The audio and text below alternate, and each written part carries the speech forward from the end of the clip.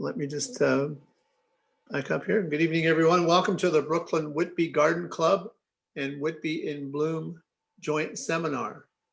It gives me great pleasure to allow us to do this evening. Oh, you're muted, Hans. Oh. You're still muted. Good evening, everyone. Am I still muted? Oh, you're good. All right. Good evening, everyone, and welcome to the Brooklyn Whitby Garden Club and Whitby in Bloom joint webinar.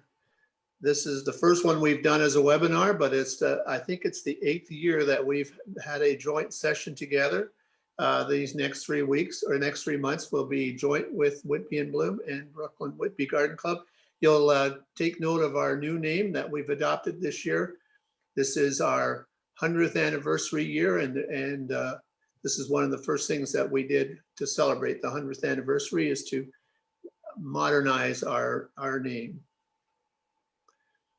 Normally, this would be called the Seed and Magazine Book Recycle Meeting. People bring in their seeds, excess seeds for seed exchange, bring in some of the books for a book exchange, some of the more current magazines that are still popular or still of value, and we do an exchange. Of course, we won't be able to do any of that this year here in this case, but save them up, and if you've got some great reads, don't hesitate to share them with us in emails back and forth between the members. One of the things that we will do this year is we will continue to have a plant sale. We haven't worked out the exact details yet. That'll be dependent on where we're going to be able to do it. And then after that, it'll be on how we're going to do it. So stay tuned for those details.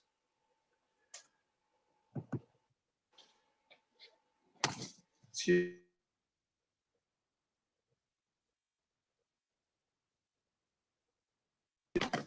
me 1 minute.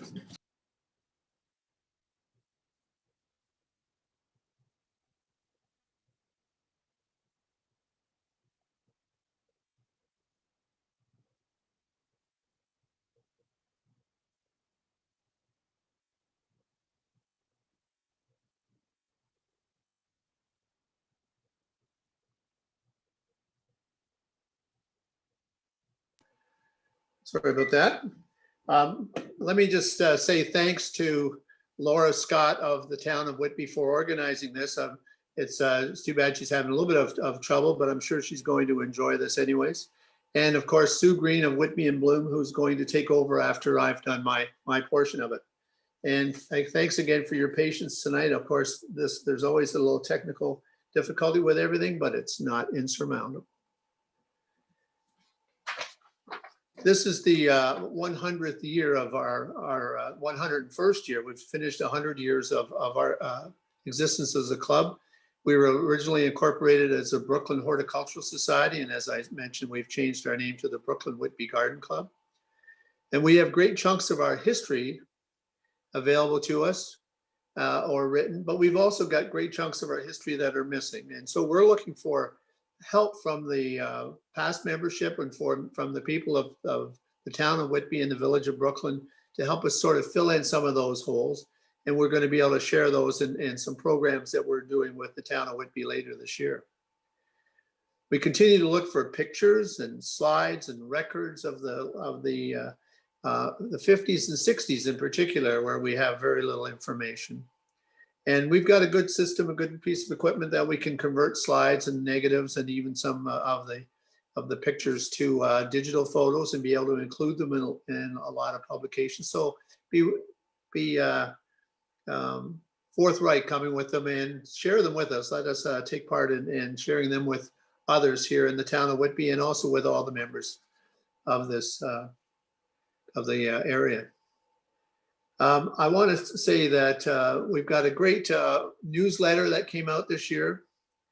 I think I'm going to talk about that a little bit more, but I think that's where if you start with the newsletter, you'll see some of the great information that we've been able to compile on the BHS or the BWGC. And we'd like to look for some more of that. And Sherry Howard would be my direction to go to with for the first part of that information. And then we'll go from there to others as the opportunity needs. The course not being physically in place, we're not able to physically hold our show competitions, but we will, thanks to the efforts of Sherry Howard and the show team, we will be able to hold a virtual spring floral design and flower show or photo show. If you look into the newsletter, there's lots of details there. There are 3 classes of floral competition and 3 classes of photo competition. The 3 of the floral are Celebration, Lush, and the classic Pick and Plunk.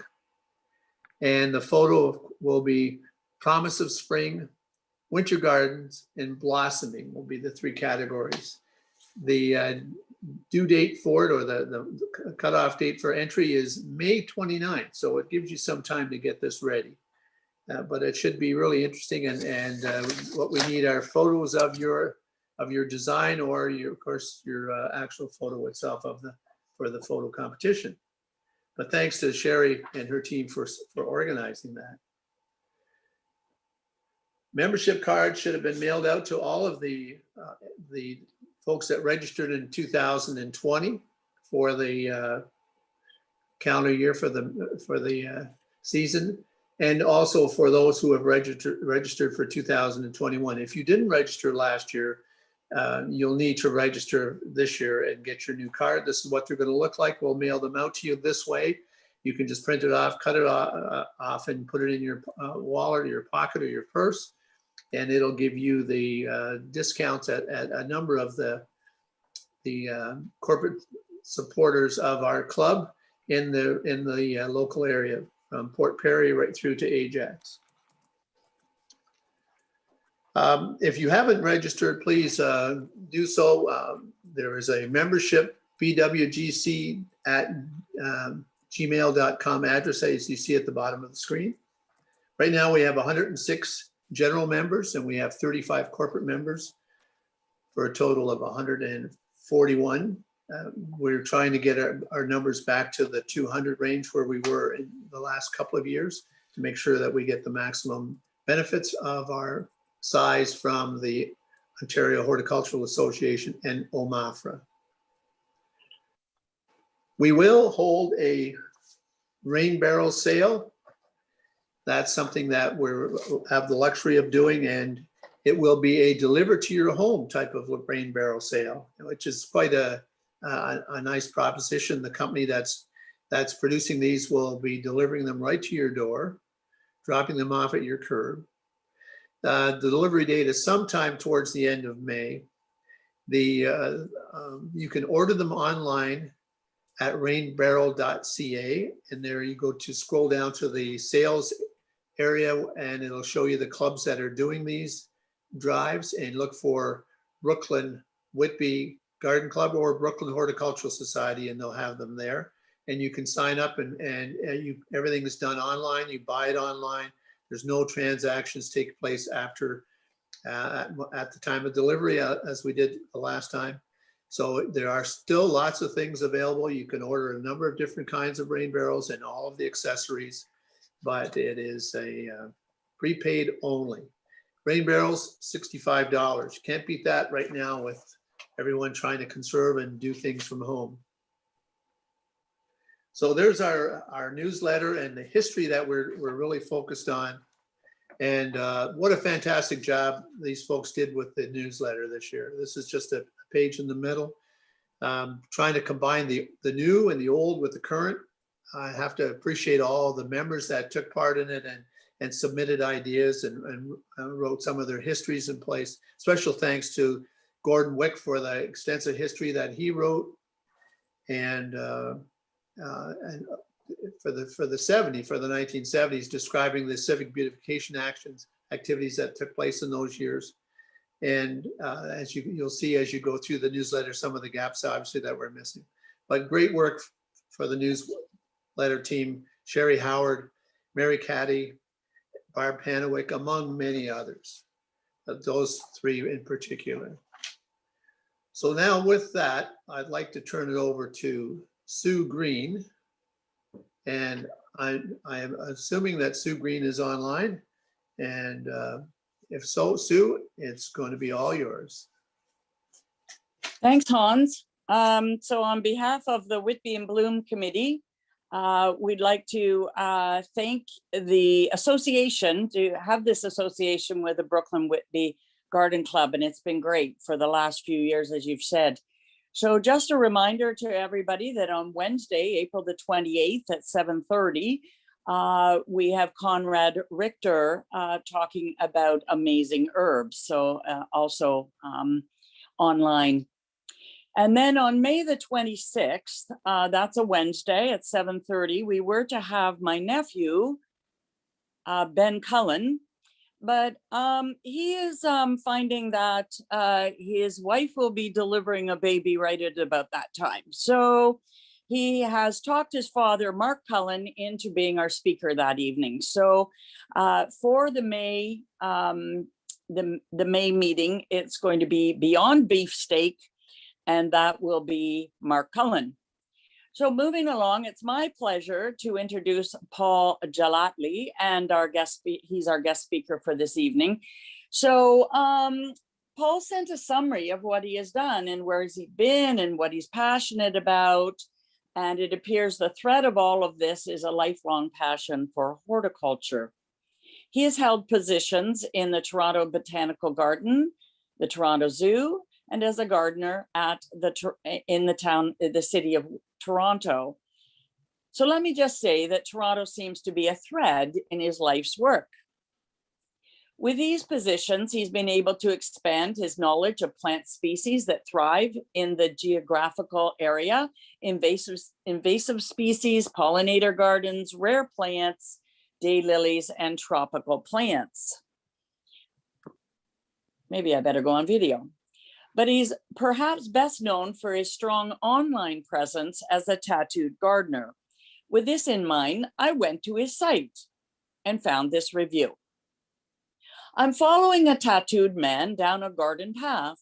Paul is the greatest, kindest, and most open-minded mentor I have ever had. Every day I learn something new from him on this page. He has tripled my plant collection and inspires me to keep my sense of wonder. Wow, that's quite a recommendation, Paul. Personally, you know, I like the part where the writer says tripling my plant collection. That sounds exciting, but all kidding aside, I'll now turn it over to Paul. Go for it, Paul. All right. Let me just make sure I get my slide presentation started here.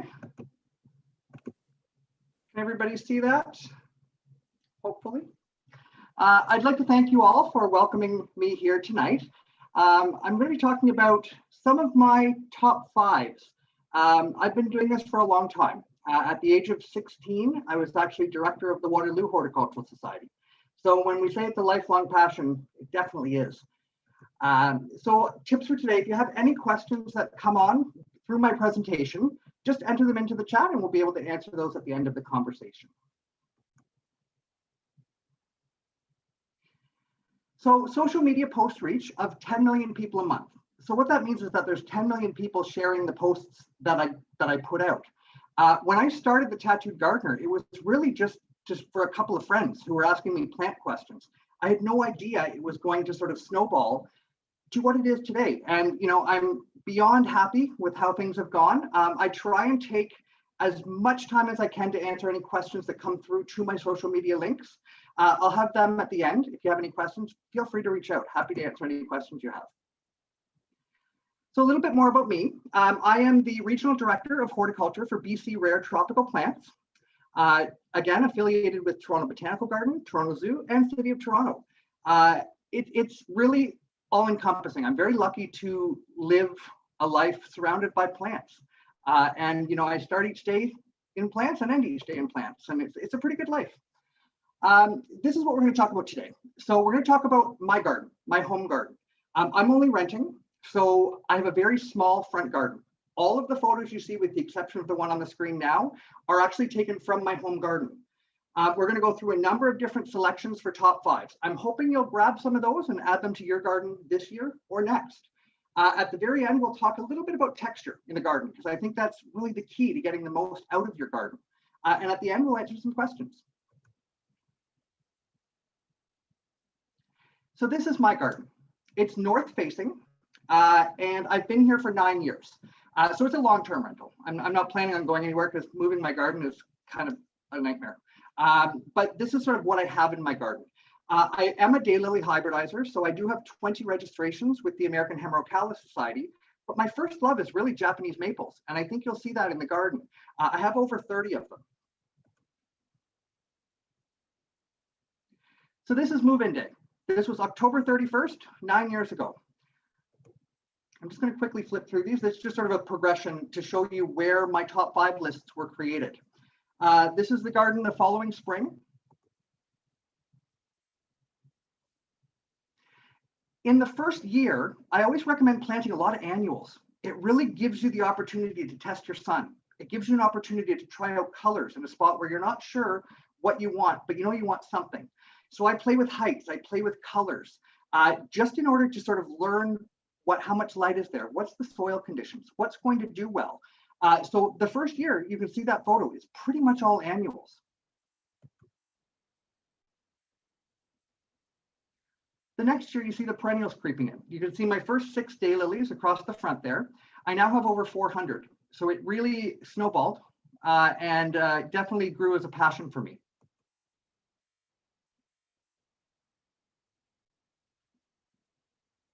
What I love about this is that I'm actually using that pine tree, which is 3 houses away.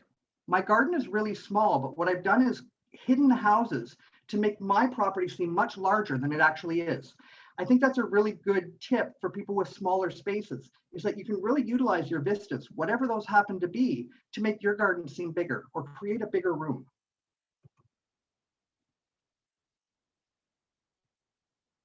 Now you can see there's very little grass left. I have exactly 1 grass path around the garden, and you'll see that in a couple of slides. It's exactly 1 lawnmower width wide. So it takes me longer to get the lawnmower out to go around the path than it does to actually mow the grass. The tree in the middle is a Paulownia. So it's a Royal Empress tree. It was never meant to grow big. It was actually supposed to die to the ground every year and have these giant satellite leaves and be super cool. But one year we had a mild winter, and now it's a 25-foot tall tree. And I think with the winter we just had, it's going to be covered in flowers this year. So I'm really looking forward to that. See the tree starting to fill out in the middle. That tree was planted from a seed 8 years ago. So incredible growth rate on those. In the States, they're actually considered invasive. Here, our winters keep them in check. I really haven't noticed a lot of things happening as far as spreading. I am afraid to cut it down because I've heard if you do, it suckers. So I'm sort of keeping that 1 tree that I have.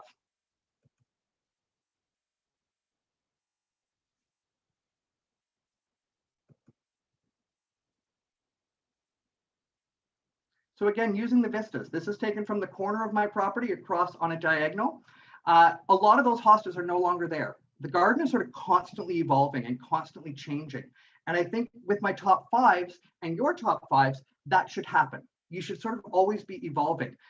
When I was growing up, there was an 89-year-old woman up the street, and I used to go up and walk her garden with her. And she said to me, she said, "Paul, I've been gardening for 75 years. She's like, you'd think I'd have it right by now. I still have tall stuff in the front. I still have short stuff behind it. I still have 2 things flowering at different times that don't match." She said, "I'm never getting it right." And she said, "That's what I love about gardening." And I think I've held that with me my entire life. I think it's every year is a new adventure in the garden. And I think that's a really good way to look at it. You can start to see the layering happening. This is the exact same shot as the last one on an angle diagonally across. You can see the Japanese maple starting to creep in. This is the overall design of the front yard garden. This is my entire garden, 30 feet by 40 feet. The grass path you can see, it's sort of, that path got narrower and narrower and narrower. It is as narrow as it can get now. So my garden is complete. The only other thing I could do is get rid of the grass altogether and do a flagstone path, which might give me a couple inches on each side. I don't think it's worth it. And I kind of like the grass I'm out there walking in my bare feet and doing some gardening. So I do enjoy the grass.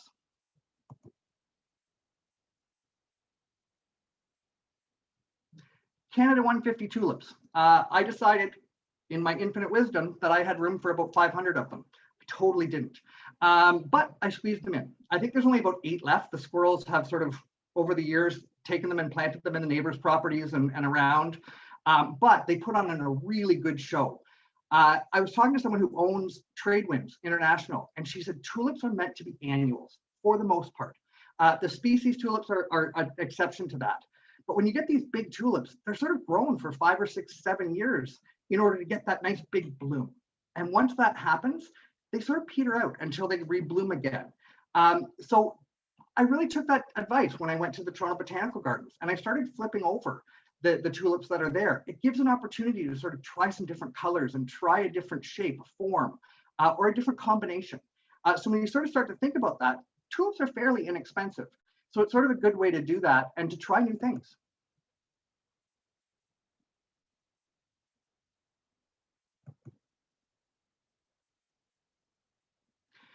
Daylily bloom. So daylilies, I do an entire presentation on daylilies. I'm speaking at a couple of different places. Daylilies are one plant that I sort of have come to appreciate. They actually make me slow down and really appreciate the garden and spend time in the garden. These flowers only last one day. So if you don't walk around the garden that day and see them, you miss it. You miss that plant and everything it's trying to do. And you miss the combinations. There's never two alike and the garden changes every day. So it really makes me sort of go out, walk around the garden and enjoy it. I've put a lot of work into it and I think we all do. And that's something that I think we need to learn how to do more is actually just slow down. I don't have to go out and work all the time. I can actually just go out and enjoy the garden. Because my garden's in the front yard, often neighbors are walking around my front yard too, which is totally fine, but it gets enjoyed by a lot of people. This is the photo that's in Tara Nolan's book, Gardening Your Front Yard. If you don't have that book yet, absolutely go and get it. Not just because my garden's in it, but there's a lot of really neat ideas for how to transform your front yard and make it sort of something that works for you. So this is last year in the spring, so 1 year ago, probably in a couple of weeks. The Japanese maples are just starting to leaf out. You can see how large the Paulownia tree is now. And all those little white things that you see are actually my garden tags. Everything is labeled. I'm a little bit OCD about that in a good way. I think it just helps keep me organized. And as a hybridizer, I put all the information on it that I need.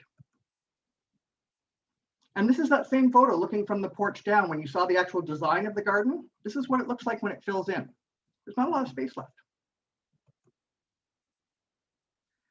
So keep this in mind as we go through our top 5 list. Real gardeners buy at least 10,000 plants in the course of a lifetime without having the least idea where they're going to put any of them when they get home.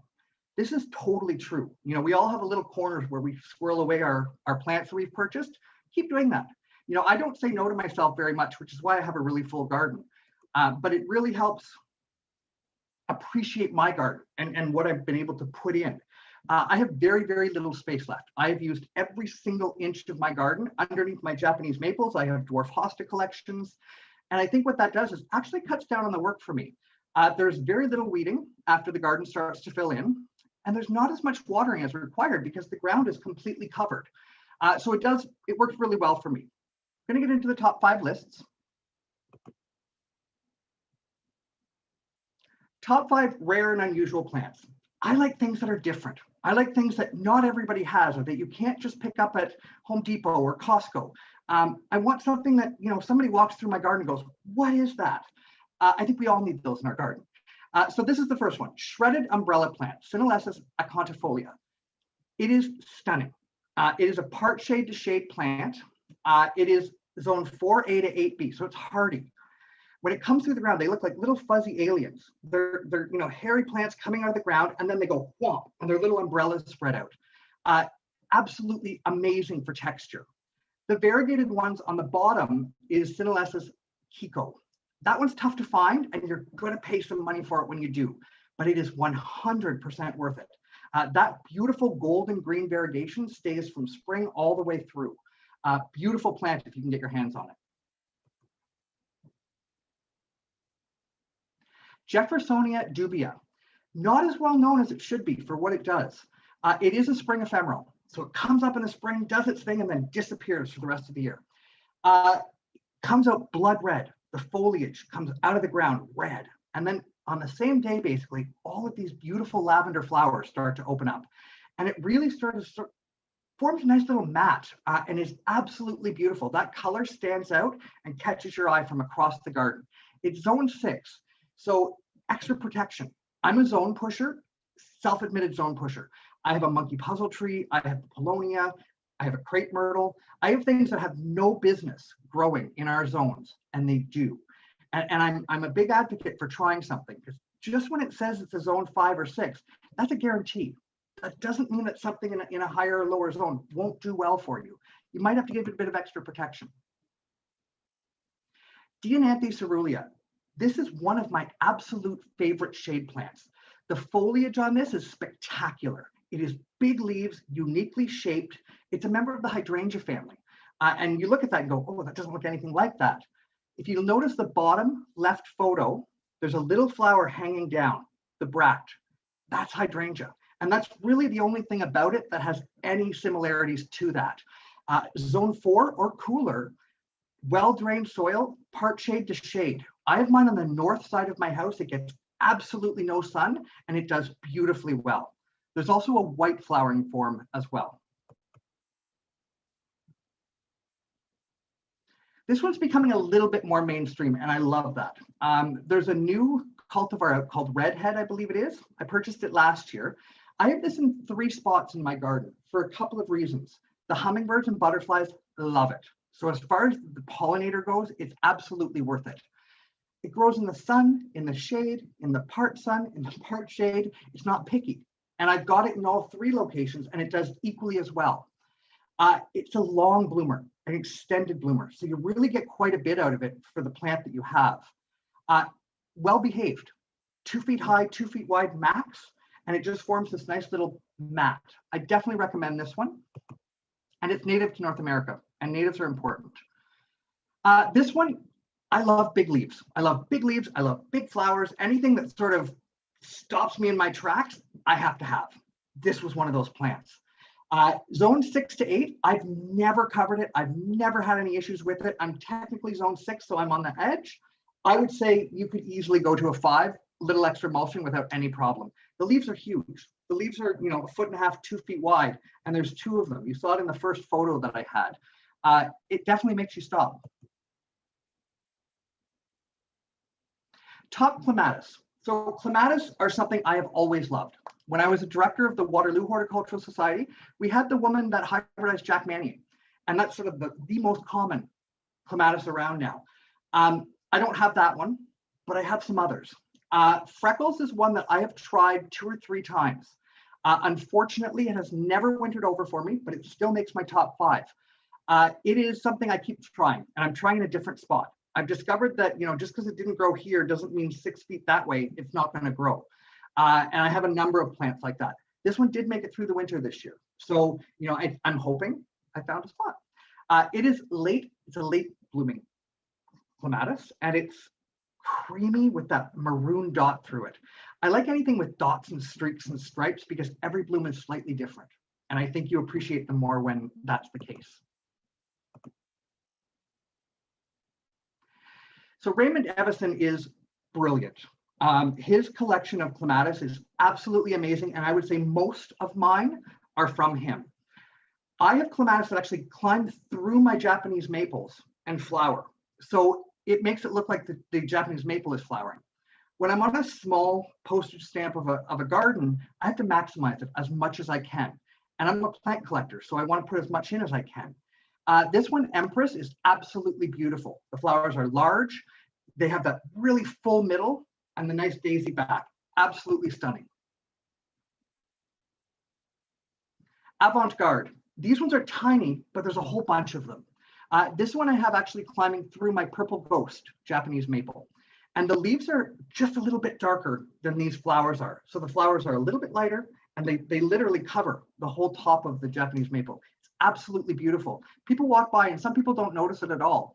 but the ones that do stop, back up, and take a whole bunch of photos. That's how you know you've done it right. This is one of my favorites. Crystal Fountain is spectacular. That color, that ice blue, it was launched at the 2002 Chelsea Flower Show. Hardy, zone 4 to 9. I have this on my obelisk, which was my Bell telephone side of the house, ugly telephone thing that they used to have. So I cut that off the building and made an obelisk, my ode to Bell. I have about 4 clematis on that, and they flower in succession. So what that does is it sort of extends the bloom. They're not all blooming at the same time, but it really extends the bloom in that area. This is a chance seedling from Jack Mannii. This is called tie-dye. I absolutely love this. Again, the streaks and stripes. I had a hard time finding this, and I finally sourced it at Phoenix Perennials in Richmond, BC. They do mail order, they ship across Canada, and highly recommend it. They have some beautiful clematis. This one is very hardy because it's from Jack Mannii. So, you know, it's very floriferous, it's very hardy, and it blooms consistently.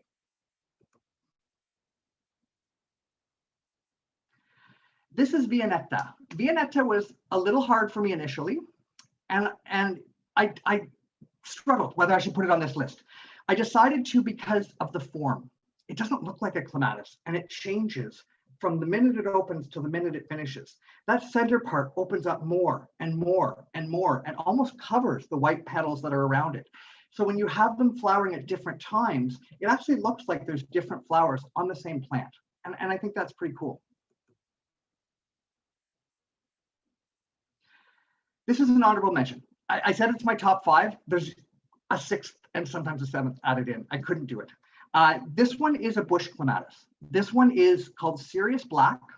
That purple foliage, it comes out of the ground purple and it stays that way right through till fall. It gets covered in these white, beautiful flowers in summer. So it's a summer flowering clematis. I purchase praying mantises every year, and I put the egg sacs around the garden as sort of a natural insect control. I put one on this plant, and when they hatch, they cover the whole thing, and then I sort of pick them off and move them around the garden. I like it because it's not a vine, so I don't need to have a support. I do have strong plants around it. It does tend to lean, so fair warning, you know, put some strong plants around it, or just be prepared to stake it with, you know, some bamboo stakes. We're going to go into the grasses. I've always loved grasses. I don't have a big garden for grasses. This is one that I will make room for in every garden I do, and every design I've ever done, I have included this grass. Hacanicloa macra. This is the gold variegated form. I have the all green species, and then I have Solar Flare, which is a newer cultivar. This one in particular holds a very special spot in my garden. It takes up a good 2 to 3 feet. And every year I plant the blue-eyed beauty osteospermum with it. It's a spectacular combination. You're going to see it a couple times through my photos. You'll understand why I love it so much.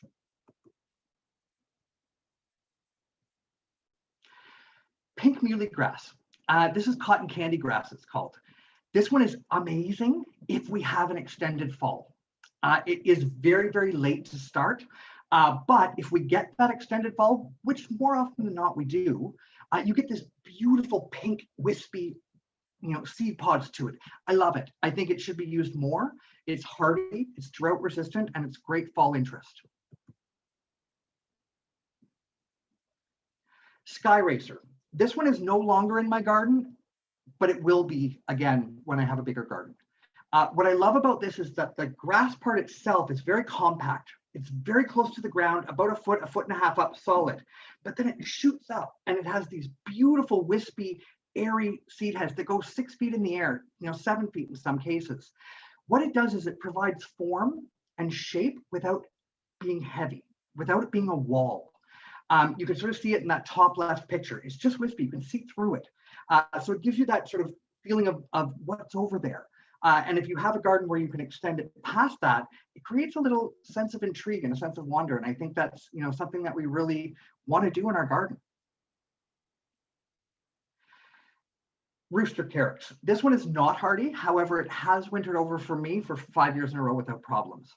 I did have 4 of these, and they looked the same every year. And I wasn't sure if they were alive or dead. They're brown. I was like, who knows? One year I cut them to the ground just to see what would happen. It turns out 2 of them were actually dead. I don't know. They could have been dead for 3 years. They still looked exactly the same. 2 of them, however, flushed back out again and are still in my garden. This is a beautiful container plant. It is absolutely spectacular in this beautiful sort of burgundy brown that you can sort of play with those hues and those tones in your planters. And it has a really nice form. It's a very vase shape, it gets these little odd curly cues that goes around that you can have a lot of fun with. I am really a fan of New Zealand and Australia plants. I don't know why. I've never been there. There's no reason for me to. I just love them. Standing ovation. So these are stunning in the fall.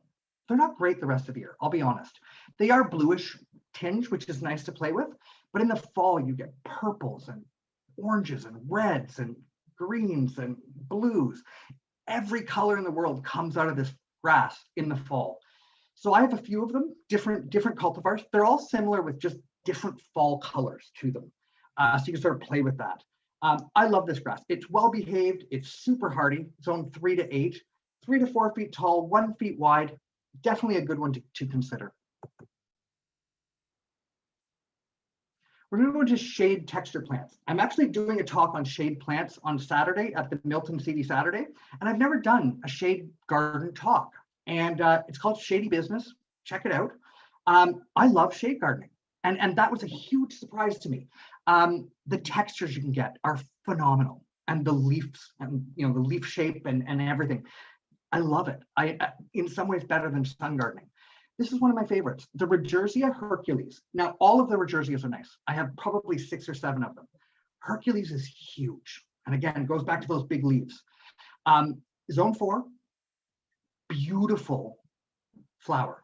You'll see a photo of the flower later. It looks like a white firework that goes off in the shade. Stunning. Definitely one to consider and really good companion for hostas. Aurelia Sun King. I had to be sold on this, and I don't know why, because it's become one of my favorites. This thing comes out of the ground chartreuse green, and it stays chartreuse green until the fall when the frost hits it and it goes into the ground again.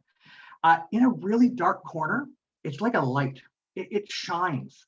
It is right up against the house in the darkest corner of my garden, and it draws your eye back. It gives light from the back. I have seen this get 4 to 5 feet tall and 4 feet wide. It's a wall. It doesn't do quite that well here, and I'm guessing it's just because it's so dark where it is, but it's still worth having. It gets little black berries in the fall. The birds like it, so there's interest there. It hasn't been in the industry very long. It came over from Japan maybe 8 or 9 years ago. So definitely one to look for if you have a shade garden. Japanese painted ferns. I love them all. I have them all.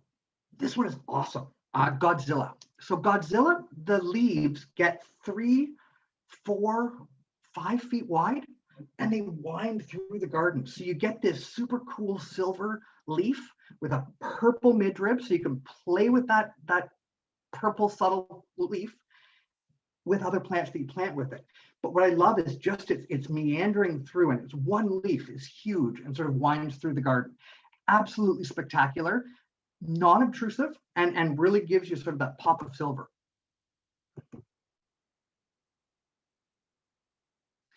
Hellebores. I have about 20, I think now. I hated them. I'll be honest. I did not like them until I started working at Plant World. And Paul Zammit, who we all know Paul, got me hooked. He did. And this is my favorite. This is called the Painted Doubles series. The only thing I don't like is their tendency to sort of face down. So you have to sort of pick them up to get a good photo. But when they get a whole bunch of flowers, they're spectacular. And they are evergreen. There's a million reasons I love them now. If you haven't got one, do yourself a favor and go pick one up. They're early spring. Mine are just about to flower in the garden here. And Mukgenia. So this is actually a cross between Virginia and Mukgenia. It's an intergeneric cross, and it took the best of both parents. It's got thick, waxy leaves. They turn scarlet red in the fall, and it's got really pretty pink, dainty flowers. It's very well behaved. It doesn't run. It stays in its spot. And it's sort of it's got a rhizome, so it sort of will spread a little bit, but very well behaved. I'm going to talk about annuals quickly. Annuals are something that I add to my garden every year. I always find a spot. I always pick a spot and I put a couple in. Petunia Bee's Knees. This is out of Ball Floral. This is a multiple award winner for a reason. I'm not a huge petunia fan, never have been until I saw this. It is the most saturated yellow petunia on the market by far. I've seen it beside others and it glows. It's floriferous, it's well behaved. I've seen it in planters, I've seen it in the ground. Highly recommend it. It will be all over the market this year. That is the color of the year this year, is that sort of yellow. So definitely one to watch for. Cosmo Cupcake Series. I grew these at the Toronto Zoo a couple of years ago. They are tall. They're a wonderful backdrop plant. The flowers are large and they look just like a cupcake wrapper. It's amazing. And they come in pinks and whites and light pinks and dark pinks, and they're all in that sort of zone. They are stunning and they bloom nonstop. So definitely easy to grow from seed. So if you can pick up some seed, you still got time to get them in now. Definitely recommend it.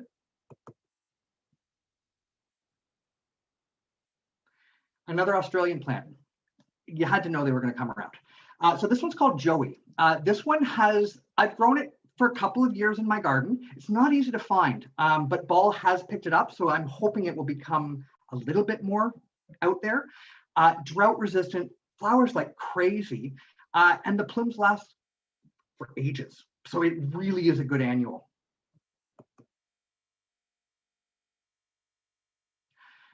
One I'm sort of known for.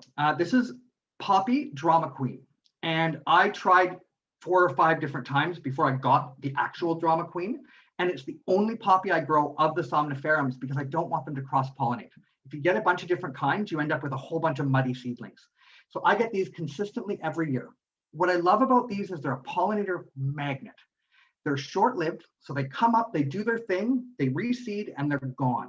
So they're really good with my daylilies. They pop up in between them, and then they do their thing before the daylilies really flower, and then they're gone. I collect seeds from these every year, and I put them in the fridge. I never have to. These always pop up around the garden. I like that. I like that every year I'm not sure where they're going to show up, and they put them in places that I wouldn't necessarily have planted them, but they work. And I like that. It's sort of that mystery.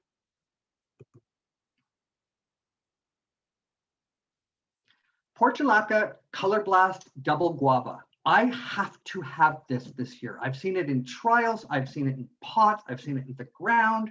It is so cool. It has got a weird shaped flower. It's got such a beautiful contrast. It's spectacular on mass.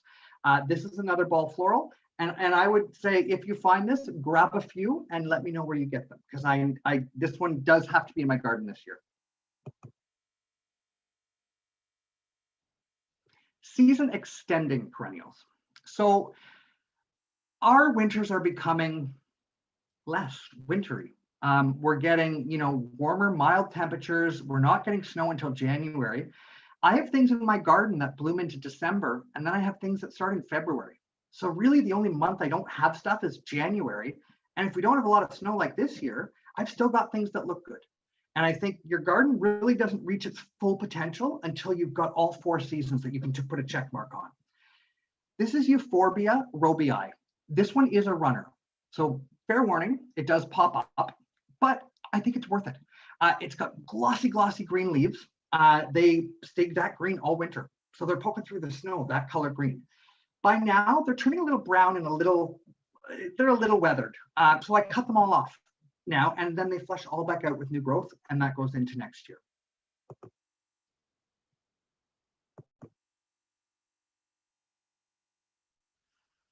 Arometallicum. So these, if you have a ravine lot, I would not recommend these. They can become a little bit invasive, but not terribly. What I do to do that is I actually remove the seeds before they fall and before the animals get them. So I'm actually sort of being responsible with them. They're beautiful though.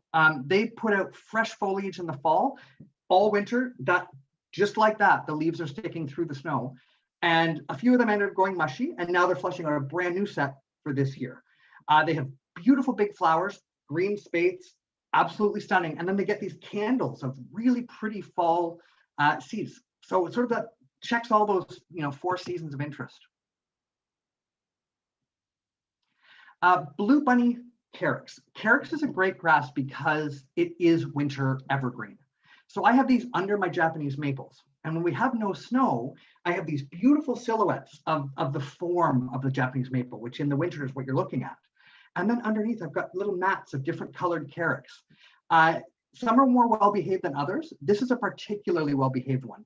This sort of stays in its clump.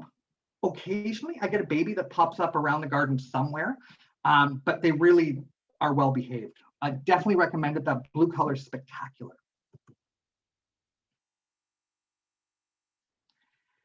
Helleborus snow fever. I do not recommend this one if you're all about the flowers. This one has not flowered for me in 8 years. It is flowering for me this year. This is different. It's a different variety of hellebore than all of the others that we talked about earlier.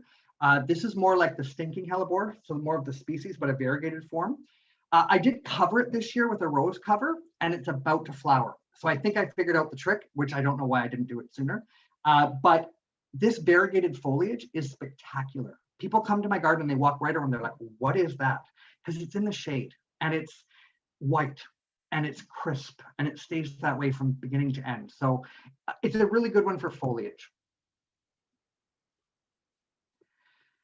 Heuchera, we all know them. There are tons. They're coming out with new ones every year. The new ones don't last. The new ones are sort of, they come and go really quickly in the garden. And in some ways that's good because you can try different things. But as far as stay power goes, some of them are better than others. Delta Dawn, which is the one right in the middle, that sort of orangey burgundy center with the chartreusey edge, that one has stay power. And that's one of the reasons that it is one of my favorites. Super Zone Hardy. Again, we want ones that are going to do okay in a cottage or in a zone 3. I do talks in Edmonton. I do talks in Halifax. So I added these in because I think we all want something that is guaranteed to do well. These are all from Phoenix Perennials. So they actually have a section in their catalog of Super Zone Hardy perennials. So if you're not sure and you want to try something that you know is going to work, check it out. Monkshood, we all know. But what we don't necessarily know are the varied colors that they're available in. The stainless steel silver, the pink, the white, the purple, the bicolor. And they have slightly different, there's even yellow. They have slightly different flowering times. So you can really, if you can play with them and get them going, you can have a really extended bloom out of monkshood. Astilboides. I love this thing. It loves damp soil. So at the bottom of a drain spout or somewhere where you've got some clay soil, I have a ditch in the front in Port Credit where they sort of fill with water when it rains. It loves it. But this gives you those nice big leaves, beautiful lollipop flowers first thing in the spring, about 2 to 3 feet tall. So they're a really nice height and they're really good with the carex grasses. You know, you sort of balance those giant leaves with the strappy thin of the, of the grass, and then the big ones of the Astilboides. Astrantia. I didn't like these until I started taking pictures of them. And then I realized how amazing they photograph. I now have an Astrantia collection. I have about 15, I think, in my shade garden. When they all start to flower and they're slightly different hues and different colors and different tones, I've got some variegated ones. What's happening now is that the bees are pollinating them and I'm getting seedlings pop up, and they're actually hybrids of all of the different cultivars. They're really nice. They're extended bloomers. Some of them rebloom. They're dainty, perfect shade plant in my opinion. Colchium, so the autumn crocus. I put these in because they are super zone hardy. They're deer resistant, which a lot of people have issues with. I have a love-hate with these. When these start to flower, it means that the year is over and the gardening season's wrapping up. I don't like that so much. But I do love that they look spectacular. And these are a double form.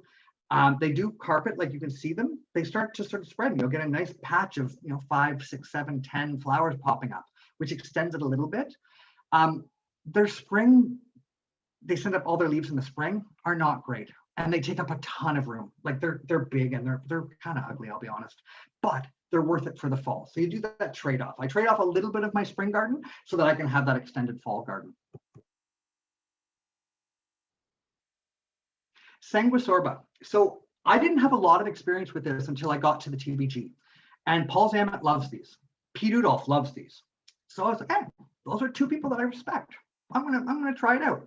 I love them now. The birds hang off of these flowers when they're finished and eat the seeds. If you're sort of out in the garden first thing in the morning, there's still some fog around, you know, you've got dew hanging on everything. There's 50 to 100 goldfinches all hanging on these seed pods all over the garden, eating all the seed.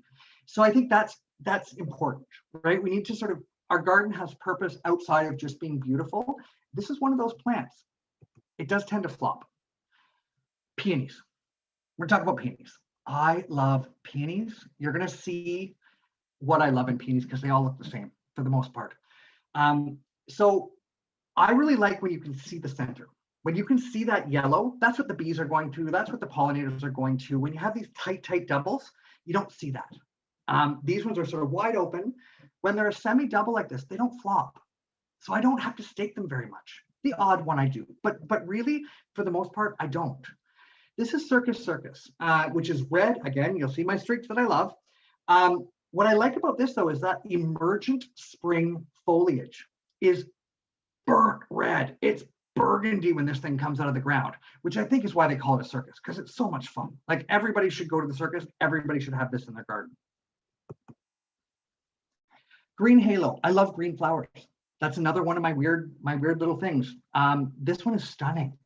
The flowers are smaller, but there's more of them. So you trade off that nice big bloom for smaller ones with some really pretty green. They photograph really well. They've got that center. They don't need to be staked. Another really good one, pollinator friendly. They're slightly fragrant. So they're, you know, you're not getting that nose full of smell that you do with some of them. This is the only double that I have in the presentation. This is Kieran Maru. Every bloom is different. Some are more streaked than others. It does need to be staked.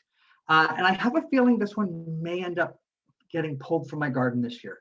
I'm trying to get away from ones that I have to do too much maintenance with, and I find staking to be something that I don't really want to do. This is Pink Spritzer. So this looks very much like Circus, but it's pink and white instead of that red and white. Other than that, they're identical. If you can only have one peony, if your garden is small, or if you just only want to commit space for one, it is this one. It is Peony Miss America. Hands down, the best peony I have in my garden. The blooms are huge. They're semi-double. They're super fragrant. So make sure you put it near a pathway so that when you walk by it, you can actually enjoy that. It is older. I think it was hybridized in the late 60s, early 70s. It is still the peony that they judge all other semi-double peonies against. And for a peony 40 to 50 years later to still be the standard that others are being compared to says something. Can't say enough good things about this peony. And the honorable mention, I told you I had a few.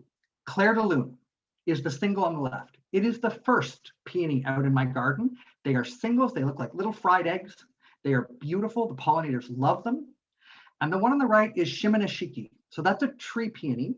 And if you buy this not in bloom, 9 times out of 10, it is going to turn out a pinky color with no streak and no white and no nothing. I have planted 4 of these not in bloom, and every single one turned out pink with no striping. I had to wait until I saw one flowering at a garden center that my fiance works at, and I grabbed it. I was so excited. They say that the pink ones will turn that. They don't. So do yourself a favor. If you love this one, wait until you find one just about to open in a garden center and look at that bud. And if you see some white on there, grab it. Native plants. I think native plants are really important, and we need to be adding those to our garden at all times. I have them throughout my entire garden. This is one I really like. This is Monarda punctata, or spotted bee balm. It's a short-lived perennial, biennial. It attracts tons of pollinators, in particular, a predatory wasp that controls grubs and bad caterpillars and other insects. So when you plant a plant that's going to attract something that's going to get rid of grubs, you don't have to use chemicals. And I think that's so important, aside from all of the other advantages to natives. That's something to keep in mind. Prairie smoke, Geum triflorum. This one has great winter interest. It's a semi-evergreen. I took some pictures this morning, actually, of the foliage. It's native to a very broad area of Canada. It's amazing, actually. It produces both nectar and pollen. So it's good by bumblebees and sweet peas. And it's hardy to zone 4 to 9. It gets these beautiful little puff seed pods that look like smoke, which is why they call it the prairie smoke. Great, great, great native. Allium cernum, or the noting onion. This one's actually edible. I've never eaten it, but it is. I find this to be a really good companion plant to the daylilies. So this one sort of, they node down and then they get these beautiful pink and white flowers and they sort of start to stand up a little bit. They bloom July, August, so great bloom time. Tons of pollinators are all over this thing.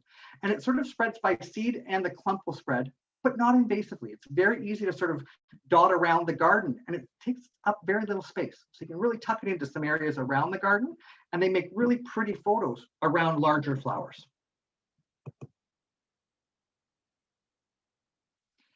Hepatica is probably my favorite. I think this was the first native plant I ever bought when I went to a garden center. I fell in love with the leaf. It's got this really cool trilobe leaf. They're small, they're compact.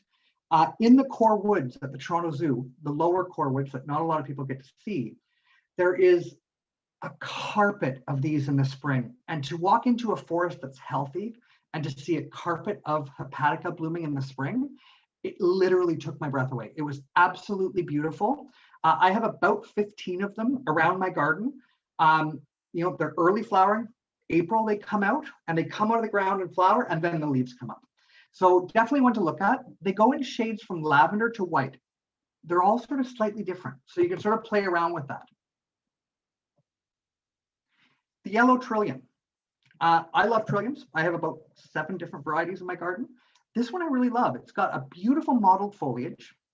It won the Garden Merit Award from the Royal Horticultural Society, which I think is fantastic. That speaks to sort of the longevity and the strength of that plant. It's known to be found in tiny pockets in Ontario and then more down in the States, but it is native to small pockets in Ontario. It's one that I think everybody should have just for the leaves alone. I'm going to talk about Japanese maples. I talked about they are my love and I love them all. I have layered them. I have some small, I have some big, I have some white, I have some pink. They come in everything. And I'm going to talk about 5, maybe 6. This is one of them. So this is Acer. I'm not even going to try and say it. Orium. It's a full moon maple is the common name. I butcher it every time I say the Latin. It is spectacular in a part sun location. If it gets any afternoon sun, it will burn and it will look crappy and you will hate it. I moved this plant 3 times in my garden until I found the right spot, and now it's one of my favorites. Again, that chartreusey color and the fall foliage is beautiful on this. If you have a tiny garden, if you have a balcony, if you have a terrace, if you have a little corner in a garden and you don't know what to put in, this is your maple. This is one of the top 3 in the world for bonsai. So this one is very compact. It only grows 2 inches a year. I think it's tiny. It's very slow growing. Leaves are tight together. Never needs to be pruned. It does its own cool little gnarly growing, and each one is unique and has its own form and its own personality. Love it. The fall color is yellow. Each Japanese maple has a different color in the fall. And I think that's, they come out beautiful in the spring. They have beautiful leaves in the summer. Fall color is what they're all about. And then their form in the winter standing through the snow, spectacular. All 4 seasons, check. This is probably the most commented on maple during the summer in my garden. It is floating cloud or yukigomo. It again needs the afternoon shade. It will burn, but it comes out almost white in the spring. Hues of pink to it are spectacular, and little tiny dots of green. And it keeps that for pretty much the whole year. What you do trade off on this one though is the fall color. It's not as spectacular as the others because really only the green dots change color. The rest sort of fades off.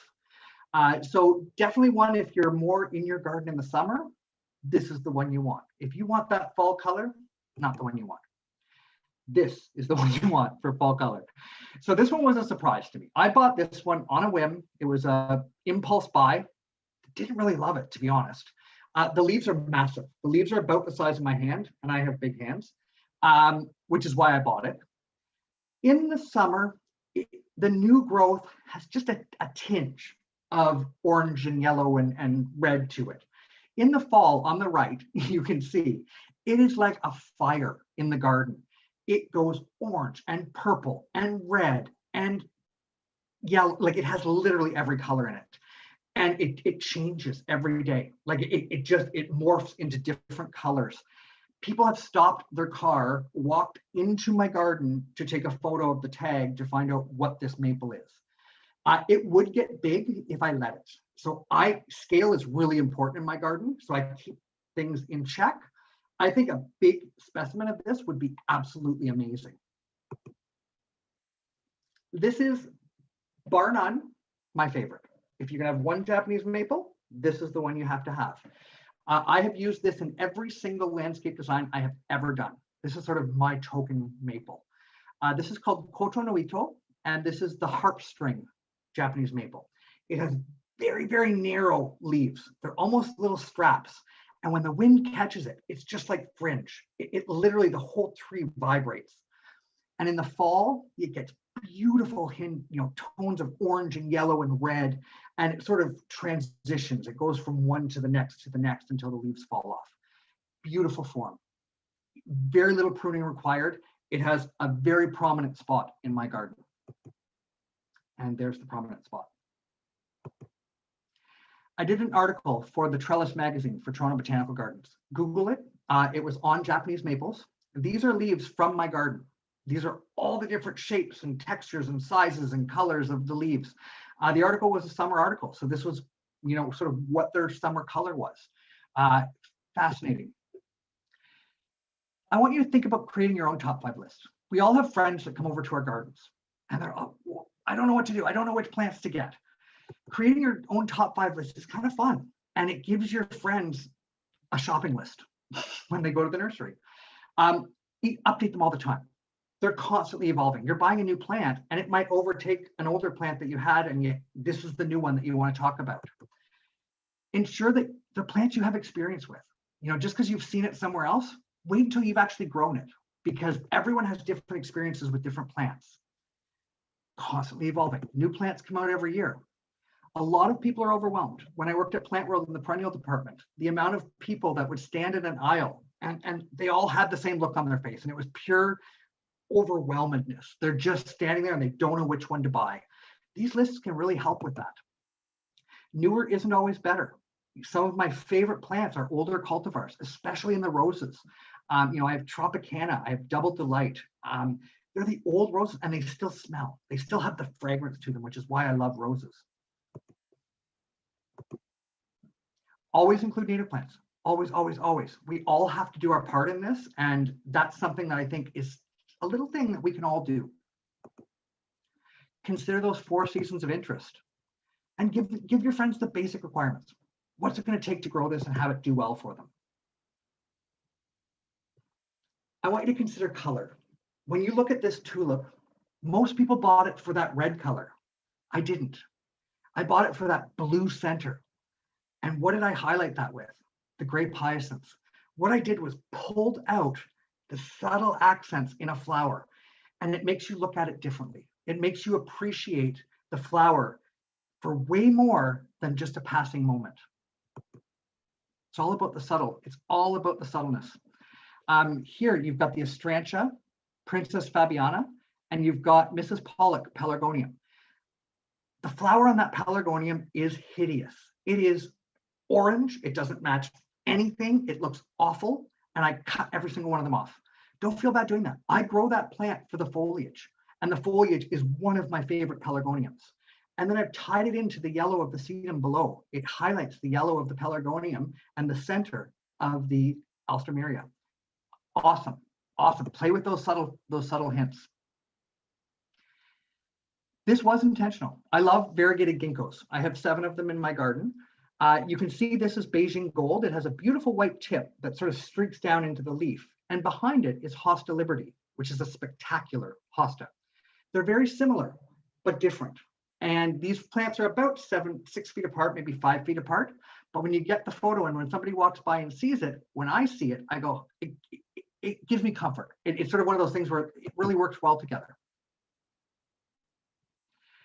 This is Acer Red Dragon with Tulip Shirley. They have a very similar purpley red tone to them, and they would not pop if it wasn't for the Angelonia sedum behind them.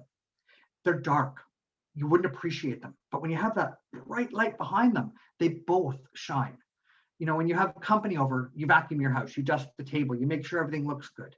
The garden is the same. You want to show it off the best of its ability. Show off the highlight of the plants that you really want people to see. Always consider, I love variegation. Most of my houseplants, I have 700 houseplants in my collection, are variegated. I love it, but you can have too much in the garden. You've really got to use it smart. Here you've got the Sun King Aurelia and you've got the variegated porcelain berry. They accent each other and they work really well. What you don't see is that on the other side of that rock, I've got an astilbe that is the exact color of the red in the stem of the porcelain berry. It just accents all of these things and pulls them out. This is a 2-foot section in my garden in the shade. There's no flowers there, and it's just as exciting. Don't get too caught up on always having to have the flowers. Sometimes the texture alone, you can see the hellebore in the middle of that, the tiger eye sumac to the top.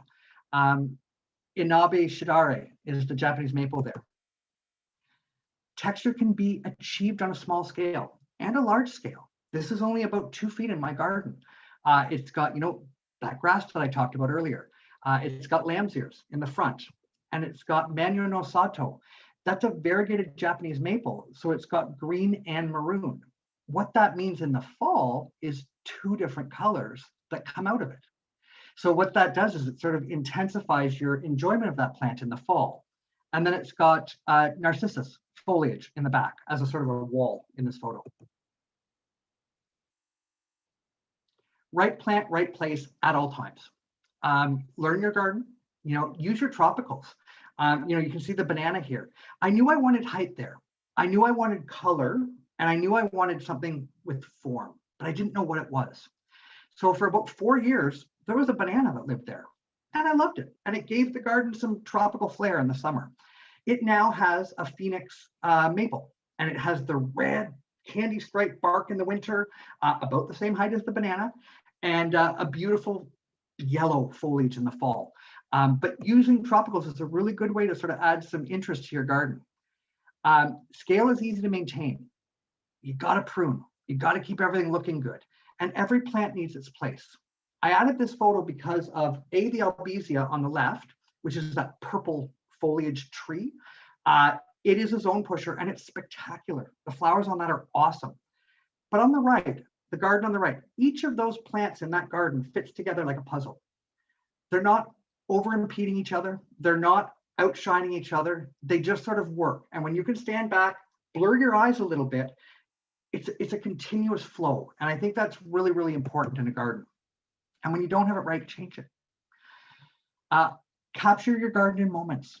I go out, I start my sunrise, I'm in the garden, sunset, I'm in the garden, and everywhere in between, I do what I can. The garden changes and it constantly evolves. And there are pollinators that visit that you didn't even know were there. Take lots of photos. That's how I get through the winter, is sort of looking through the garden and seeing where I want to change something, seeing where something didn't work for me. From July 2nd to July 17th, there was a hole in the garden right there. There was no color, there was no form, no interest. And then I changed that. That's what I work on this year. And then hopefully you sort of constantly evolve that garden. You can see the banana went from red to green, but it's still there. The other thing you'll notice in here, I actually tuck my houseplants into the garden for the most part, because Mother Nature takes a better care of them in the summer than I do. They just do well out in the garden. So tuck your houseplants in, tuck them around the garden. It sort of fills in the garden. Mother Nature takes care of it. You have to make sure they get watered because they do dry out faster than the garden around them. Don't be afraid to change your plants. So when I say that, you can see the Hacanacloa macra in the front. There's the Miletus melissophyllum. The common name is bastard balm, which is why I bought it, because I just thought that was the funnest name of a plant. I stripped the leaves off the front of this plant because those flowers are all hidden in the crooks of the leaves. And if I want to enjoy that plant, and if I want to watch the bees go at it, which they do, I take all the leaves off the front of that plant. And it really showcases the best of that plant. And I think some people are so afraid to do things like that, and you don't need to be. This plant I've had for 10 years, it hasn't affected it at all.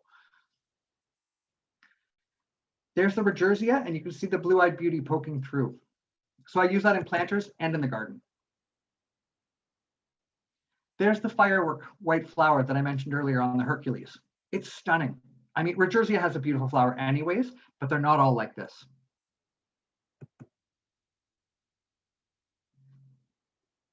Play with shadows. I planted lotus. I have a pond just to grow the lotus. That's the only reason I have a pond. When the sun catches it from different directions, different images are put on the leaf. It's almost like a painter's palette. And I love that. I really take a lot of pride standing out there and watching the different things that are on there. Just wrapping up now, a couple more slides. I wanted to let everyone know where to find things, because people always ask me, where can you get this? Where did you get that? These are my go-to places. So each one has a different specialization. Lost Horizons, I am hoping is still open again this year. He's trying to find a buyer. I wanted to buy it, fell through, investors, all sorts of fun stuff. When I heard in the fall, I think someone was working on buying it in the fall. Perennials, unusual perennials, fantastic stuff, stuff you've never seen before, a lot of spring ephemerals. Vineland Nurseries is down towards Niagara, absolutely worth the drive. When I went there the first time, it was one of those, start the car. It was like the prices were amazing. And the selection is awesome. So that's where you go for your Japanese maples, for your unusual trees. I actually bought a Franklinia there this year that I'm hoping has made it through the winter. Vandermeer's is down at your end of town. It's a good all-around general garden center. Whenever I go there, I spend money. And to me, that's a sign of a good garden center.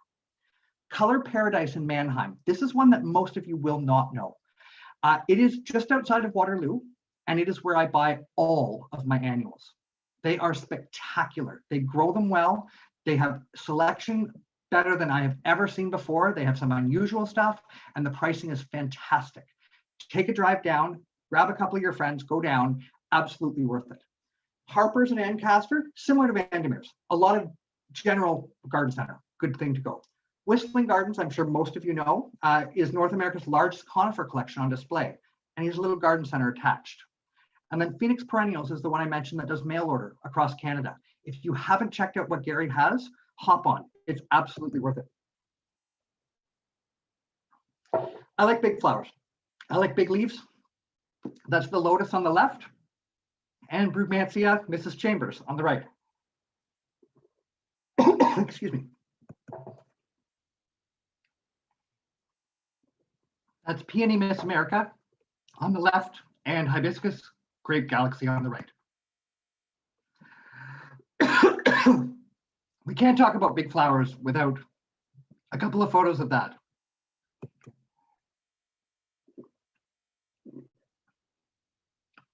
To plant a garden is to believe in tomorrow. Thank you. My voice is now given out. Thank you for walking down the path of horticulture with me. And you can find me this weekend at Milton CD Saturday, the Tattooed Garden Virtual Garden Series on Sunday, and I'm on a podcast with Frankie Ferragini and Amanda Weldon next Wednesday. There's my contact information. Please feel free to reach out. I'm happy to answer any questions at any time. And that is my presentation.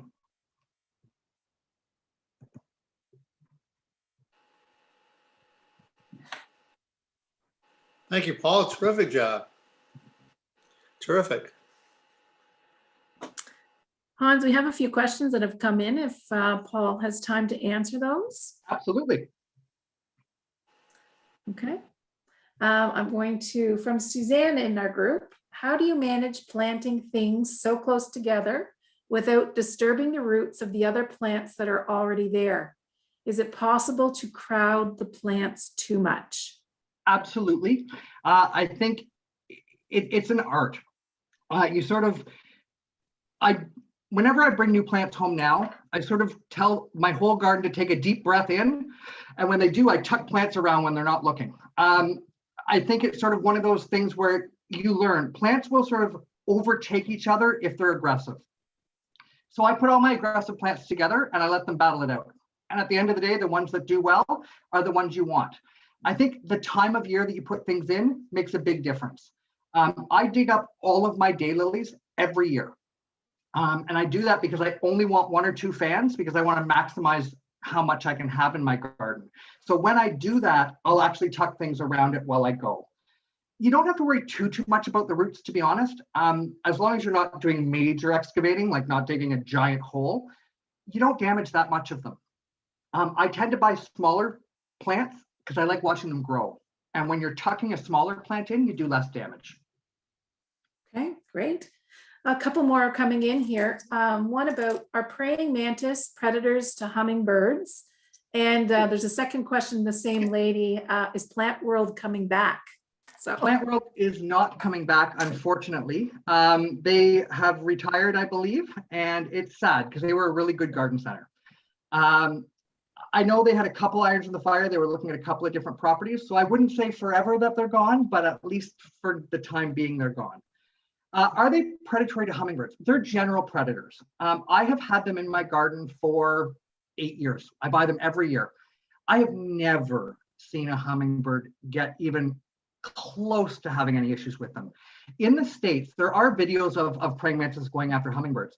Those tend to be in the States. Those tend to be where your season is extra long. And you'll see one hummingbird that got gotten out of, imagine how many praying mantises and hummingbirds there are. A lot of people have that concern. I honestly have never seen it. And they do much more good than they do damage in my garden. I have no aphids. They were even eating the Japanese beetles last year, which for me was amazing. So I would say try it out. It's really such a low risk and they're absolutely worth it. The benefits outweigh the risks. great.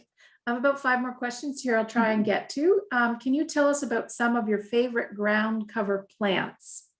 Yeah, so I mean, I don't have a lot of ground cover because I find it takes up too much space.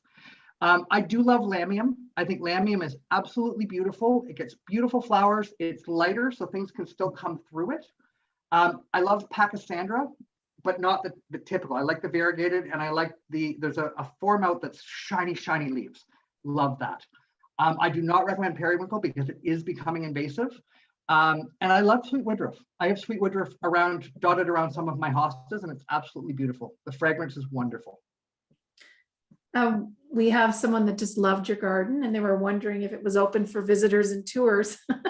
Yeah, absolutely. I live in Port Credit, so I'm in the south end of Mississauga, and I'm actually going to be doing garden days this year.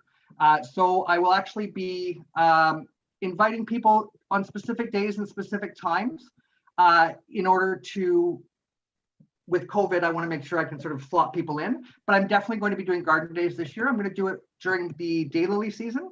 And then again, probably in the fall when the Japanese maples come to their best. That's great. Maybe before we leave at the end, someone's asking if you could put your contact info back on the screen. Yes, I think it should be up. It should be up now. It I is. think. It is. Wonderful. Perfect. Okay. Do you put your orchids outside in the summer? I absolutely do. And they do fantastic. I keep them in the shade. So I keep them on the very north-hand side of the house. And I put up little bamboo racks and I set them all out there. And some of them I leave out until October. And I think that's sort of what clicks them into flowering. Great. We did have somebody ask, the presentation has been recorded. I just want to let everyone know, and it will be posted on the Whitby and Bloom website. So whitby.ca/Whitby and Bloom, where you registered. We will post the video after. So there were a few questions. I just wanted to let everyone know. Okay, here's another one. I love the purple fountain grass and the perennial bear's breeches, but I've had trouble growing both. They never seem to take hold. Do you have any recommendations for growing these? The purple fountain grass I have also not had luck with, so I treat it as an annual. The bear's breeches I finally had luck with. I would say try it in a few different spots. Once it gets established, I actually have seedlings popping up around the garden now. So there are different varieties of bear's britches. So find the hardiest one, and it's not the spiny one, and try it in different spots. You know, I think that's a key for me. I grow the Himalayan blue poppy as well. And I tried it for years, 5 years. I treated it as an annual, and I finally found the spot in my garden that it's come back. So don't be afraid if you've had no luck with it once, try it again in a different spot. Great. I have a few questions here about where you get your praying mantis and ladybugs. So I get them from Natural Insect Control, which is NIC, and they actually mail them to your house, which is wonderful. They're a great company, reputable. We use them at the zoo for our greenhouse beneficials as well. And I've had a lot of luck with the praying mantises I've gotten from them. Okay. I have 4 left. They're quick ones. Is it too late to split Helleborus this year? Yes, they're coming into bloom now, so you don't want to split them now. I would do it after they bloom. So once they sort of finish up and they're starting to put out their leaves, that's when I would move them. Otherwise, you'll lose your flowers for this year. Okay, and what are the conditions for growing Fern Godzilla? Part sun, and that's pretty much it. They're actually just like any of the Japanese painted ferns. They just like, you know, that morning sun is ideal. Some moisture, but not you know, a ridiculous amount. And it's done very well for me. I've got it in a few spots in my garden. And the last few questions about your favorite Japanese maples. The first one is, I also love Japanese maples and would love to buy one. I've heard they are also a favorite of the Japanese beetle, which I get quite a bit of from my neighbor's neglected garden. Do they really like the maples? I have not found them to go on the Japanese maples, to be honest. I have a few that go on the bloodgood, but for the most part, they leave the others alone. The best thing to do is buy a pheromone trap for the Japanese maple and give it to your neighbor.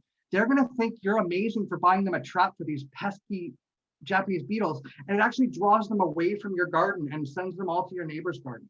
So they don't need to know that's the reason that you've given that to them. Honestly, I have 30 Japanese maples. I think I've seen Japanese beetles on them once or twice on a couple of them. So don't let that dissuade you. All right, and our last question of the evening is regarding a Japanese maple. It starts out, looks great at the beginning, but by the middle of the summer, the leaves are all shriveled up. Do I water it enough, or what would be the cause? Probably a combination of water and sun. I would say move it out of direct sun and sort of tuck it into a partial sun location. It's probably just getting a little bit too much. Great. I'm going to hand it back over to Hans to finish out the evening. And Sue. Well, Hi, Sue. yep, I think it's me this time. So, Paul, I want to thank you so much. You're so enthusiastic. Your garden is just amazing. It's for something for all of us to aspire to. And I never knew there were yellow trilliums. So there's something that, well, I learned a lot, but yellow trilliums was one that I really stood out. So thank you so much for your enthusiasm, your knowledge, your passion. And we've really enjoyed the talk. So thanks very much, Paul. And you just keep on gardening there. And thank you so much for having me. I've enjoyed talking with you. Thank you.